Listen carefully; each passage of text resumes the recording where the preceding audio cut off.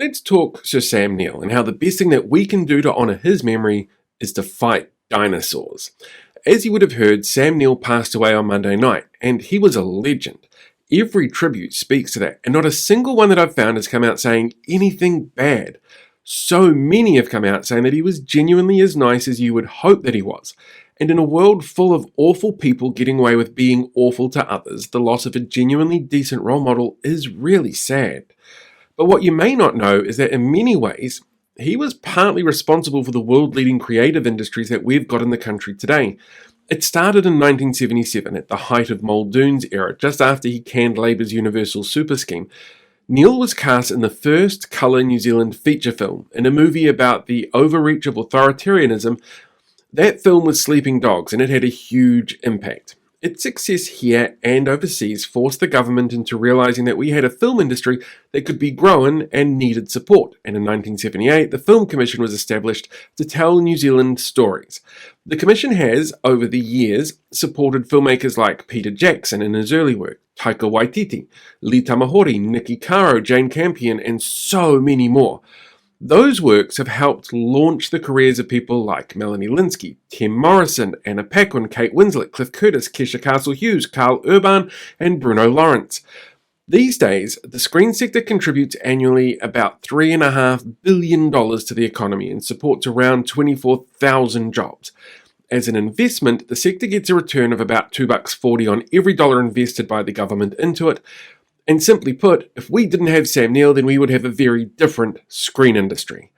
But Neill also was incredibly vocal about his worldview. When I posted about his passing on Facebook, I got a few comments mentioning his politics because people didn't agree with him, but they liked his movies. Weird ones like this saying, if you can't say anything nice, don't say anything at all. The not nice thing being that he disliked the current government, which I personally think is a very good thing.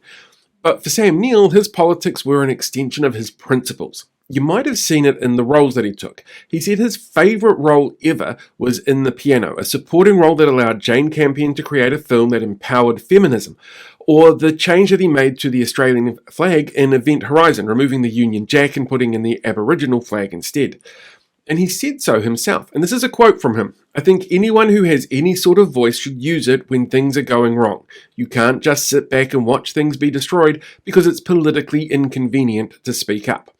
He was vocal about his opposition to short-term economic gains at the expense of long-term well-being of the land, and was one of the most prominent and vocal opposition voices to the coalition's plan to allow a fast-tracked gold mine in central Otago. He said, a country's wealth should not be measured by how much it manages to extract from a despoiled planet. The details are horrific and the impacts will be everlasting. It opens the floodgates for many more devastating mines. This must be stopped. In 2020, when the mayor of Queenstown called him a Chardonnay socialist, he ended up producing a limited edition wine from his vineyard called Socialist Chardonnay, while his vineyard was involved in fundraising for essential services.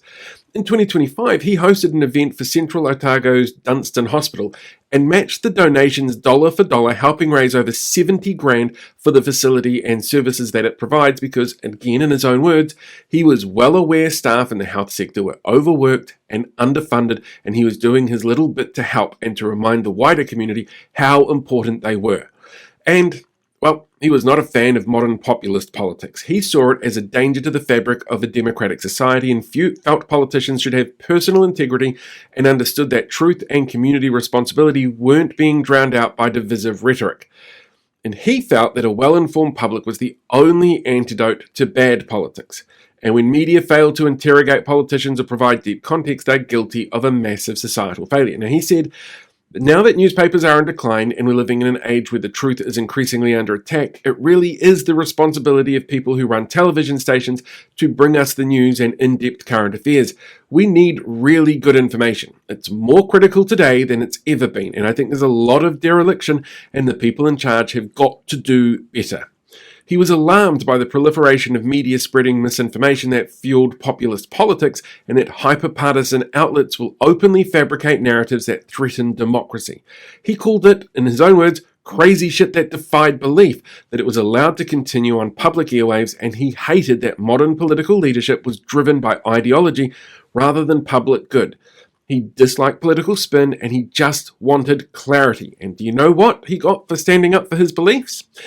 People like Shane Jones saying that he was anti-Kiwi and a Hollywood actor playing make-believe. And this led to threats from New Zealand First supporters who clearly have trouble regulating their emotions. What I wasn't prepared for was the personal abuse I would come in for. And that started with Shane Jones, who is a minister of lots of things in the government, it seems. And he chose to make this personal. And I'm baffled as to why you would do that. But I don't know. He's a guy I don't understand. Not at all. But it wasn't just him. The amount of personal abuse that came in online, all over the shop, was frankly very shocking and disturbing, including threats of physical violence. There's some very unpleasant people among the supporters of this mine. I'm not saying they're all like that, but boy, there are some loose cannons, and that's disturbing. It's very disturbing. And then yesterday, a long article from someone called Damien Grant in stuff.co.nz. And again, it's extremely personal about me. He's another one who doesn't seem to think I deserve an opinion about anything. But I suppose he can think like that if he wants. But I have you note that this man is a convicted fraudster, a neoliberal convicted fraudster. And so I think you should, in all fairness, take whatever he says with a grain of salt. In the meantime, being abused by a convicted fraudster, I should probably relax a bit, you know. New Zealand First has as its leader the MP with the longest career of any politician in the country. Half a century, he is a political dinosaur who is leading policies to rip up the land and sell it off bit by bit despite claiming he's opposed to foreign ownership of the country. Policies which are regressive and dehumanising, fed by conspiracy theorists and cultural war aficionados. All the things that Neill stood against and spoke out against while making videos with Meryl Streep the chicken and riding around with inflatable dinosaurs on his property. So it stands to reason that the best way for us to celebrate this iconic Kiwi who shaped the creative sector here, shaped the world's view of us and our corner of the world, and who celebrated his part in helping give voices to people and groups in new ways, who lived in a world where one day he might be making music with Jeff Goldblum and Laura Dern, and the next day he's talking to a goat named Graham Norton on his farm, is to remember that he was fighting dinosaurs until the day he passed. And we should continue to do that by making sure those dinosaurs don't have power in the next government. Hey there, Kia ora podcast listeners. This was a really tough one for me. Sam Neill has long been one of my heroes, and to hear about him passing the other day, that hit me so hard. Like, it was just, yeah. It's a really weird thing when you have the path that I've had, where I grew up loving film and wanting to be a filmmaker, and at the time that I was growing up, sort of in the early 90s to the mid 90s to the late 90s, and seeing somebody like Sam Neill, who, you know, a local boy, end up on the big screen in films like Jurassic Park, and it's just like so much potential there that it was so inspiring, and then seeing his career and his choices and the way that he made such deliberate choices in some of his performances, like the Event Horizon stuff, for example, with the changing of the flag, and being really proud of that kind of social justice stuff that he did. He was a truly inspirational individual. And for somebody who'd always dreamed of working in the film industry, especially here, like, I think for me there was this added level of like hero worship involved with Sam Neill, and I'm so gutted that I will never get a chance to have a chat to him, because he was on my bucket list of people I would love to have sat down and talked to. He did like something I made once, and like it was just this oh my god moment, and yeah, like it's really hard to explain why him dying hit me so hard, because I'd never met him.